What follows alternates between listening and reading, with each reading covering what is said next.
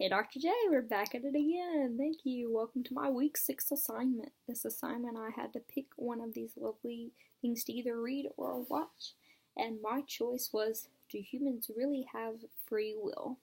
So in this video, essentially, this man decided to go and undergo an experiment, and he wore the little things all over his head, the electrodes, and they measured his brain activity, and he watched like a clock go around, and then he just had to hit a key whenever he decided that he was going to click, just whenever. And then he had to decide which number he decided he was going to make that decision on to see if he actually had the option to hit the button or whether it was just a voluntary action. And his brain decided to do it before he did.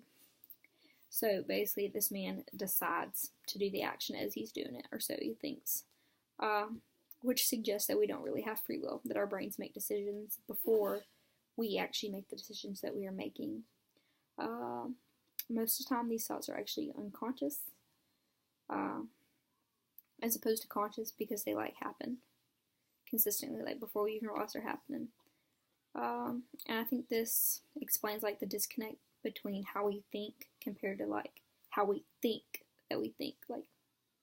Kind of confusing, I know, but basically my big obsession with this big question has always been because of my general psych class in high school. So my teacher in general psych in high school, his name is Dr. Rose. He is literally the bomb. Literally the bomb. Coolest dude ever.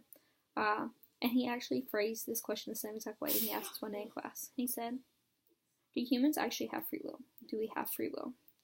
And everyone in the class, literally everyone else in the class, said, yeah, of course we have free will. We get to decide what we can do. And make the own decisions that we want to make. That's our decision to make. We do whatever we want, besides whatever the law tells us we can do, and sometimes we even do that. But me, on the opposite hand, I was like, no, free will doesn't exist. Because at the time I was huge behaviorism, kind of still am.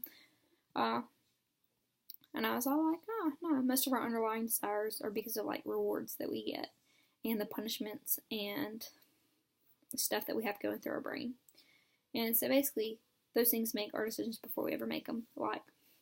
So say, for example, you get $100 for going to the movie theater. You're not going to say, oh, I'm not going to the movie theater. Or you're not going to go to the movie theater because you just want to go to the movie theater. You're going because there's a reward for going to the movie theater. So your brain automatically makes that decision for you before you even think about all the possible things that you could do instead of going to the movie theater.